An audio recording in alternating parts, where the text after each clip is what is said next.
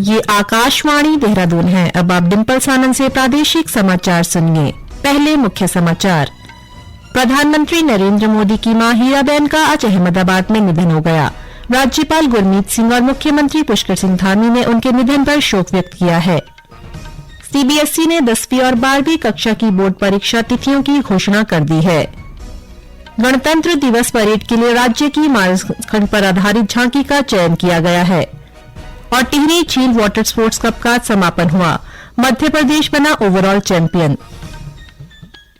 अब समाचार विस्तार से।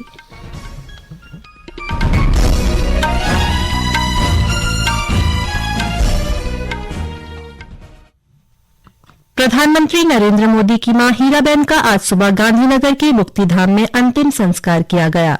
अहमदाबाद के यूएन मेहता अस्पताल में आज तड़के उनका निधन हो गया था। वह 100 वर्ष की थी। प्रधानमंत्री नरेंद्र मोदी और परिवार के अन्य सदस्यों ने सनातन हिंदू धर्म के अनुसार उनकी अंत्येष्टि की। प्रधानमंत्री ने इस अवसर पर भावुक संदेश में कहा है कि एक शानदार शताब्दी अब भगवान के चरणों में लीन हो गई है। उन्हें श्रद्धांजलि अर्पित करते हुए उन्होंने कहा कि वे आज अपनी मां में एक साध्वी, कर्मयोगी और नैतिकता को समर्पित व्यक्ति देख रहे हैं। अंतिम संस्कार में परिवार के सदस्य, राज्य के मुख्यमंत्री भूपेंद्र पटेल और अन्य गणमान्य लोग शामिल हुए। वहीं राज्यपाल गुरमीत सिंह और मुख्यमंत्री पुष्कर सिंह धामी ने प्रधानमंत्री नरेंद्र मोदी की माता के निधन पर दिवंगत आत्मा की शांति के लिए प्रार्थना की और शोक संतप्त परिजनों के प्रति गहरी शोक संवेदनाएं व्यक्त की हैं। केंद्रीय माध्यमिक शिक्षा बोर्ड सीबीएसई ने 2023 की 10वीं और 12वीं कक्षा की बोर्ड परीक्षा तिथियों की सूची जारी कर दी है। 10वीं और 12वीं कक्षा की परीक्षाएं 15 फरवरी से शुरू होंगी। 10वीं कक्षा की बोर्ड परीक्षा 21 मार्च और 12वीं कक्षा की परीक्षाएं 5 अप्रैल 2023 को समाप्त होंगी। बोर्ड परीक्षाओं की विस्तृत सूची सीबीएसई की आधिकारिक वेबसाइट cbse.gov.in पर उपलब्ध करा दी है। सीबीएसई ने जानकारी दी है कि जेईई की मुख्य परीक्षाओं सहित प्रतिस्पर्धी परीक्षाओं को ध्यान में रखते हुए 12वीं कक्षा की परीक्षाओं की तिथि सूची तैयार की गई है। उधर यूजीसी नेट दिसंबर 2022 की परीक्षा 21 फरवरी से 10 मार्च के बीच आयोजित की जाएगी। परीक्षा के लिए 17 जनवरी तक आवेदन स्वीकार किए जा रहे हैं।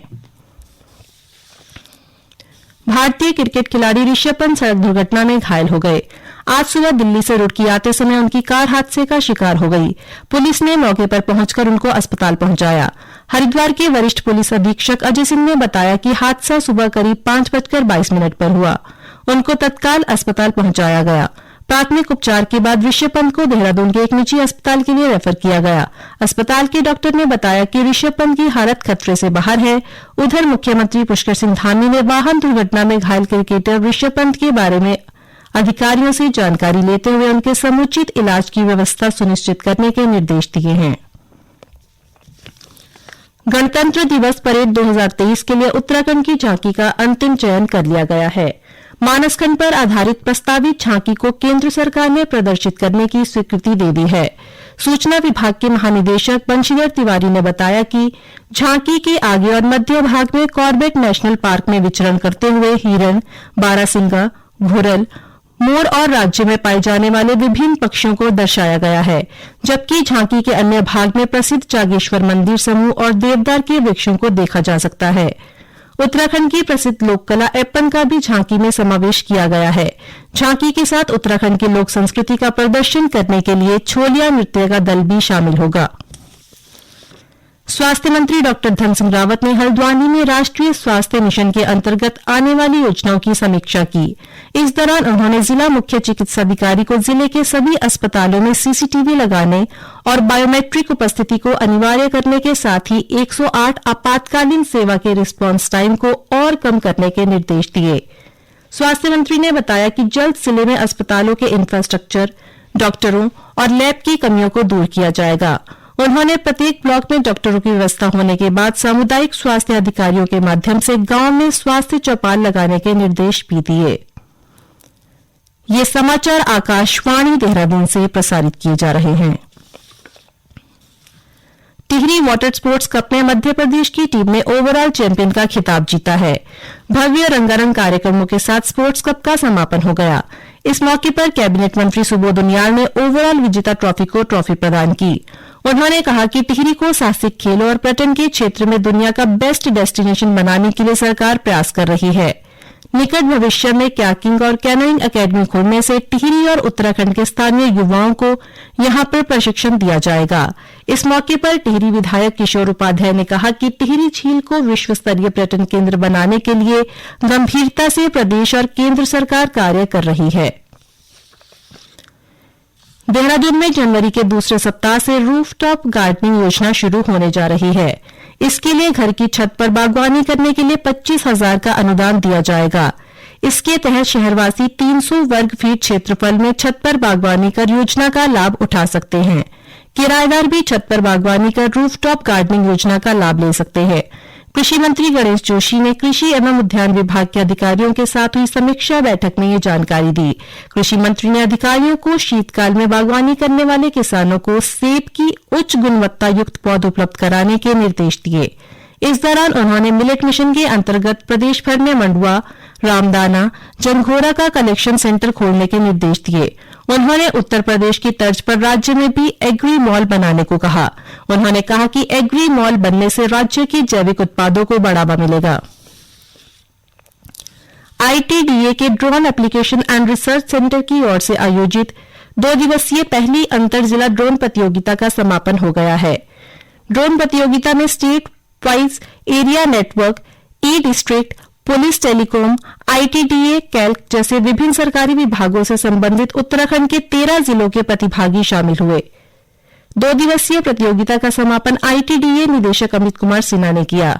उन्होंने कहा कि उत्तराखंड को ड्रोन राज्य के रूप में विकसित करने के लिए उत्तराखंड के प्रत्येक जिले में 13 ड्रोन स्कूल खोलने पर विचार किया जा रहा है। प्रदेश की भौगोलिक परिस्थितियों को देखते हुए ड्रोन प्रशिक्षित युवाओं को रोजगार के बेहतर अवसर मिल सकते हैं। नववर्ष का उत्सव मनाने के लिए बड़ी संख्या में पर्यटक प्रदेश की ओर रुख करने लगे हैं। अचानक भीड़ उमड़ने से पर्यटकों को होने वाली परेशानी से बचाने के लिए पुलिस विशेष कदम उठा रही है। पुलिस ने मसूरी, ऋषिकेश, चमोली, हल्द्वानी, नैनीताल और रामनगर में यातायात रूट में परिवर्तन किया है। उधर चंपावत जिले में नववर्ष के स्वागत को लेकर पुलिस द्वारा व्यापक तैयारियां की गई हैं। विभिन्न पर्यटक स्थलों, मुख्य चौराहों में पुलिस तैनात रहेगी। पूर्णगिरी धाम में दर्शन व पूजन के लिए आने वाले श्रद्धालुओं के लिए यातायात व्यवस्था के लिए ट्रैफिक प्लान तैयार किया गया है। इस बीच पुलिस महानिदेशक अशोक कुमार ने आज देहरादून, पौड़ी गढ़वाल, टिहरी गढ़वाल और नैनीताल के अधिकारियों के साथ नए वर्ष के जश्न को लेकर वीडियो कॉन्फ्रेंसिंग के माध्यम से सुरक्षा व्यवस्था पर मंथन किया। उन्होंने कहा कि नववर्ष के जश्न के लिए लोग प्रदेश के सभी पर्यटक स्थलों में आने लगे हैं। पर्यटकों के साथ मित्र पुलिस की तरह व्यवहार करें, लेकिन हुड़दंग करने वालों के साथ सख्ती से निपटा जाए। वहीं पर्यटकों की सुविधाओं को देखते हुए आज से 2 जनवरी तक होटल, रेस्टोरेंट, ढाबे, चाय और खानपान की दुकानें 24 घंटे खुली रहेंगी।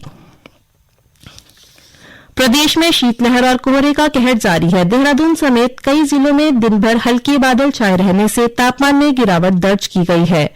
उधर बागेश्वर जिले में शीतलहर के चलते 31 दिसंबर तक आंगनबाड़ी केंद्रों को बंद कर दिया गया है। चमोली जिले में कई जगह तापमान माइनस से नीचे आ जाने से लोगों को परेशानी का सामना करना पड़ रहा है। वहीं कल रात प्रदेश के ऊंचाई वाले क्षेत्रों में बर्फबारी और निचले इलाकों में हल्की से मध्यम बारिश हुई। चमोली जिले में बद्रीनाथ, हेमकुंड, औली, गौरसों की चोटियों पर हुई हल्की बर्फबारी से पर्यटकों और व्यापारियों के चेहरे खिल उठे हैं।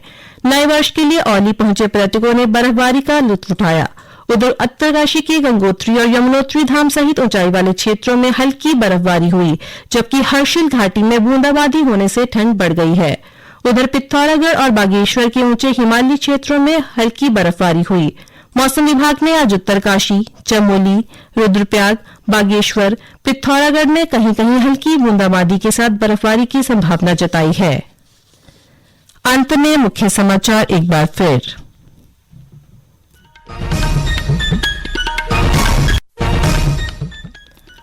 प्रधानमंत्री नरेंद्र मोदी की मां हीराबेन का आज अहमदाबाद में निधन हो गया। राज्यपाल गुरमीत सिंह और मुख्यमंत्री पुष्कर सिंह धामी ने उनके निधन पर शोक व्यक्त किया है। सीबीएसई ने 10वीं और 12वीं कक्षा की बोर्ड परीक्षा तिथियों की घोषणा कर दी है। गणतंत्र दिवस परेड के लिए राज्य की मानसखंड पर आधारित झांकी का चयन किया गया है। और टिहरी झील वाटर स्पोर्ट्स कप का आज समापन हुआ। मध्य प्रदेश बना ओवरऑल चैंपियन। इसी के साथ प्रादेशिक समाचार समाप्त हुए। नमस्कार।